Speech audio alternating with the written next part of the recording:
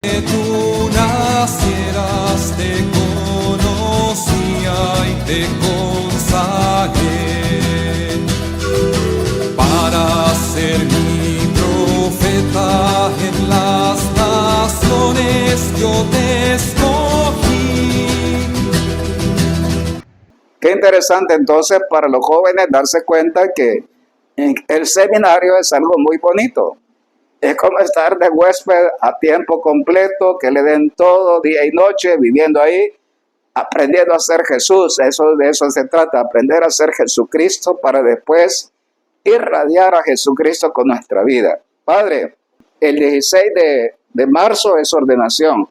Ese fue el día, ¿verdad? En la primera misa, cuéntenos cómo fue su ordenación, el momento de su ordenación sacerdotal, dónde fue, cómo lo prepararon. Y después, ¿cómo fue su primera misa? Eso es muy bonito porque ese es el momento cumbre de 7, 8 años de formación en el seminario. Cuéntanos entonces esa experiencia suya para ver cómo la vivió y qué es lo que vamos a recordar dentro de pocos días. Vamos a recordar aquí en La Ceiba y queremos que sea algo diferente y más bonito para que muchos jóvenes se animen también a aspirar a ese momento de consagración sacerdotal. Cuéntenos, Padre.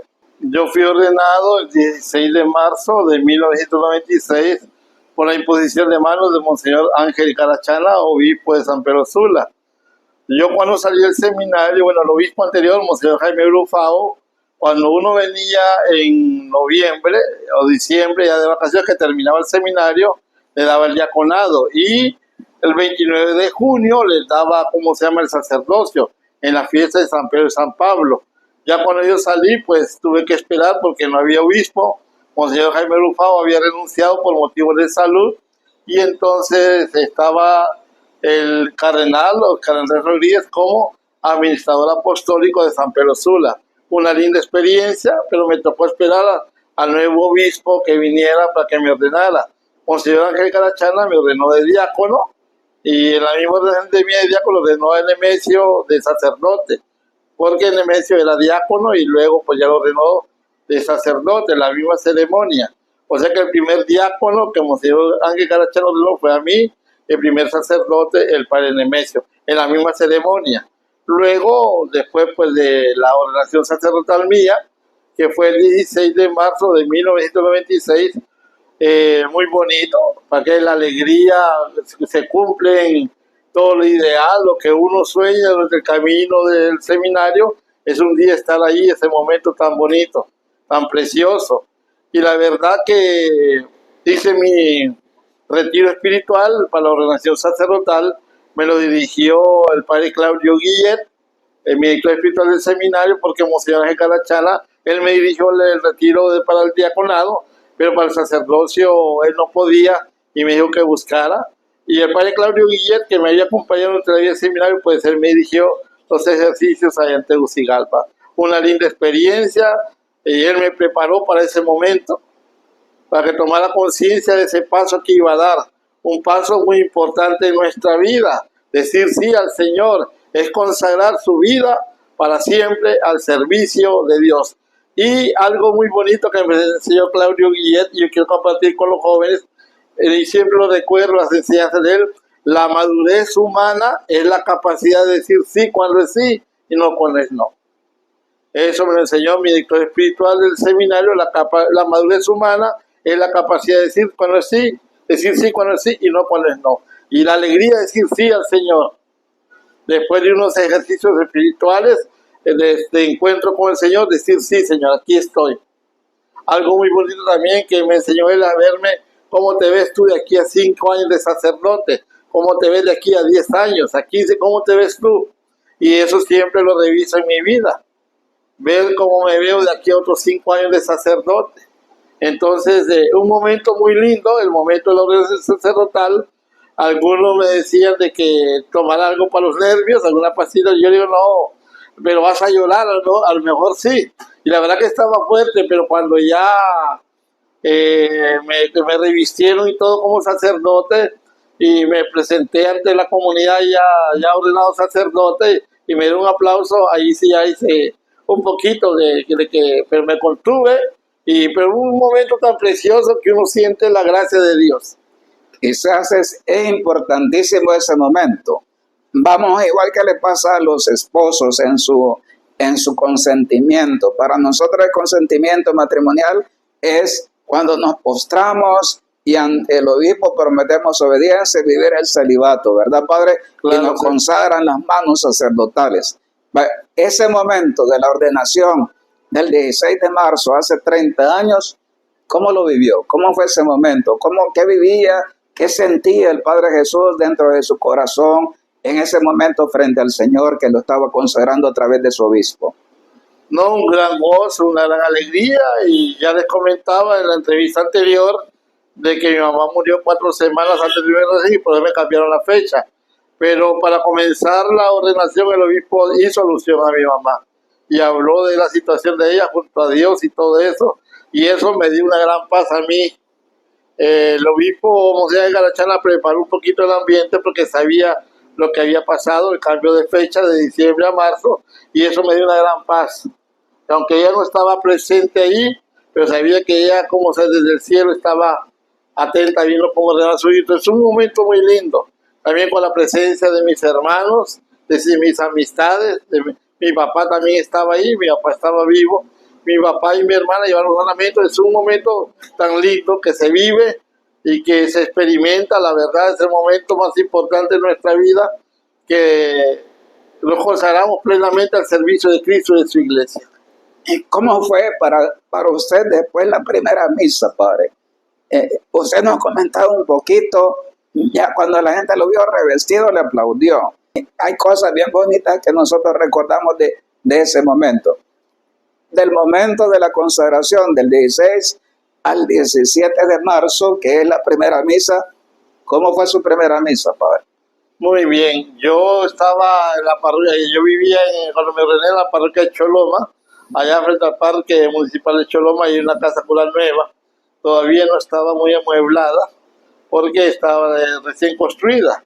Yo vivía allá y yo recuerdo el 17 de marzo ya, cuando desperté allá el cuarto de la parroquia de Choloma y alistándome ya para prepararme para la primera misa, yo sentía una gran carga encima, como una gran responsabilidad.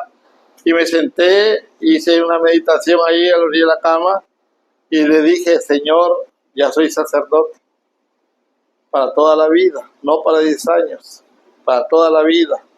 Y yo digo, qué gran responsabilidad, Señor, siento en mis hombros. Pero hay una frase que yo le dije al Señor aquel día, y yo la repito cada día, durante 30 años la estaba repitiendo: Señor, esta es obra tuya. Yo voy a hacer lo que me corresponde hacer, pero tú harás lo demás.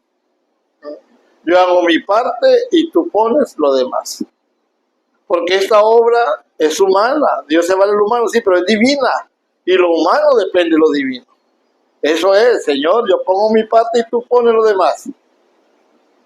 Y yo después cumplí una frase de Monseñor Romero que se decía al Señor, él lo decía con otras palabras: Señor, tú lo tienes todo, yo no tengo nada. Y sin embargo tú quieres que yo participe de tu todo. Y con tu todo y con mi nada haremos mucho.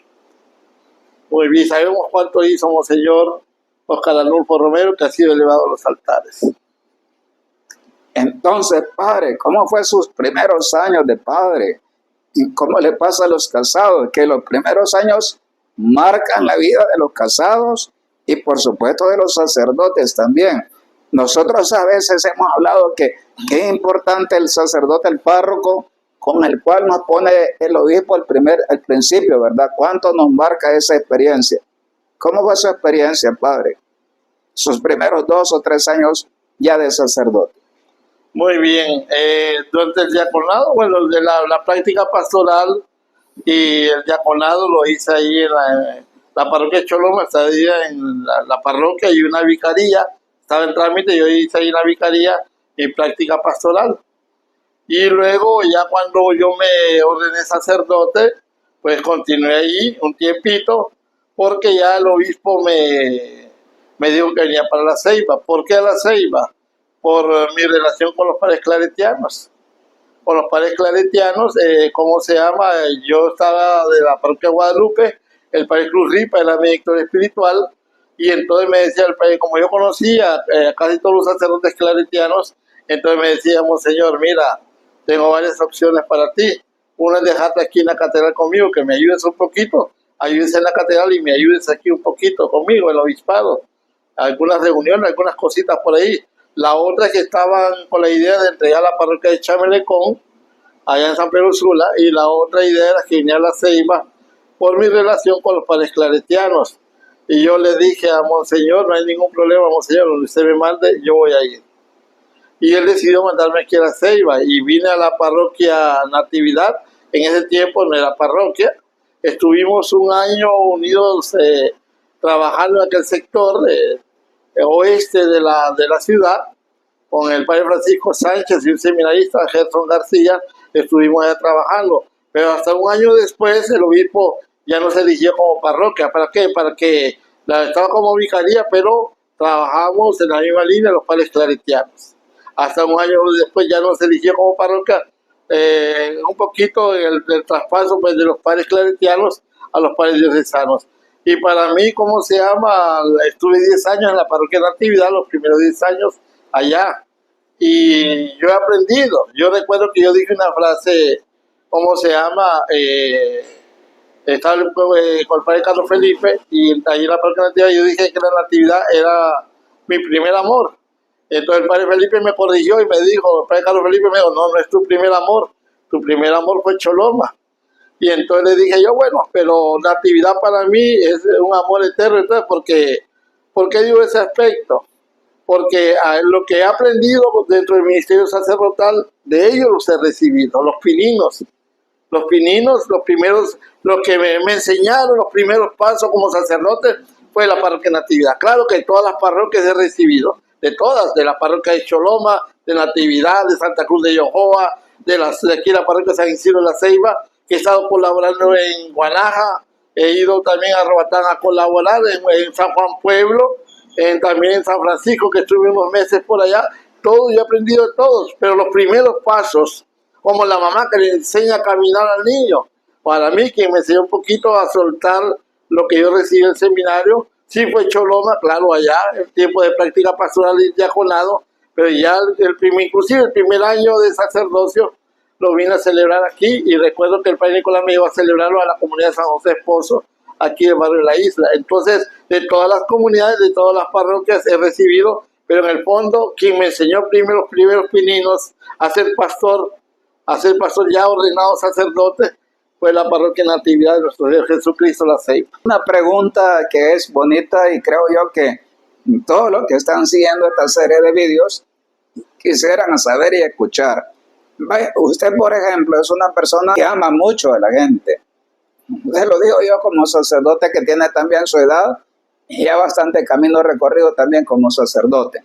Vaya, usted ama a la gente. ¿Cómo lo prueba usted? Usted trata a todos, se acerca a todos, lo quiere a todos, es generoso con todos. Incluso a mí me edifica que usted no tiene nada para usted. Eso ya es impactante decirlo. En cuanto a bienes materiales, todo lo ha compartido. Vaya, eso es amor, Padre. Ese es un amor que se da totalmente. Ese es el Padre Jesús. Vaya, pero quizás la gente escuchando estos vídeos lo van conociendo a usted cómo es como persona, cómo es su corazón, cómo es el pastor que nos ha regalado Dios a través de usted.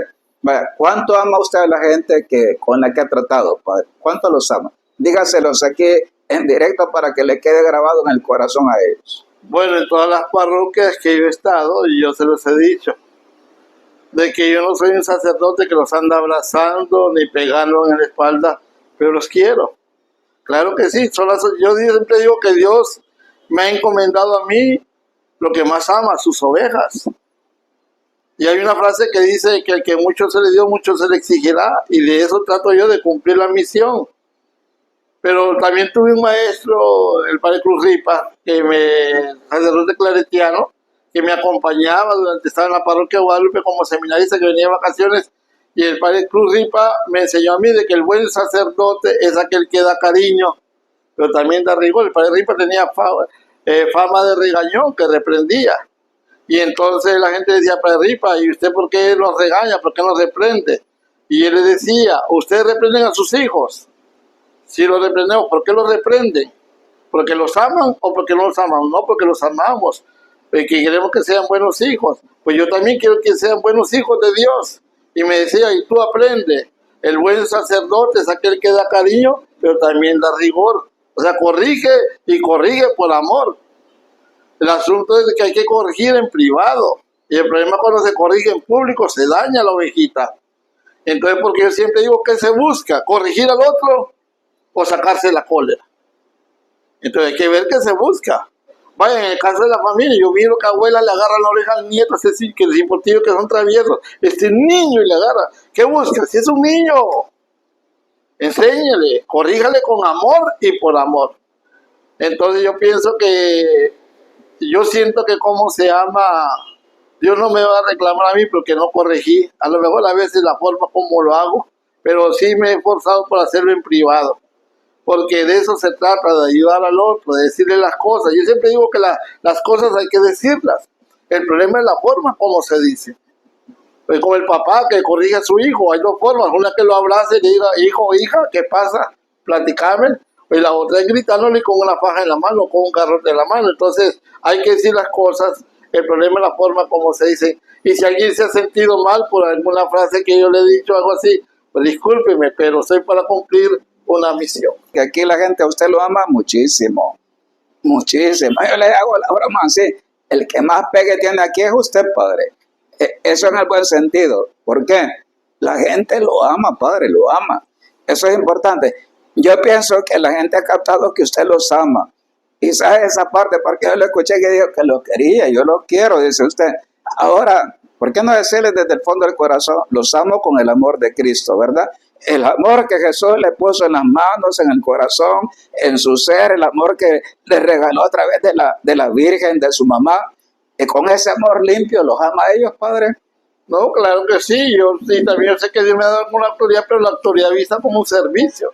¿Entiendes? Quizás no soy detallista, pues entiende. Yo lo que digo, como decían los abuelos, que somos pan sin sal. Pero en el fondo los quiero y los aprecio, claro que sí. Claro que sí. Estarás dentro del vientre de tu madre. Antes que tú nacieras te conocía y te consagré.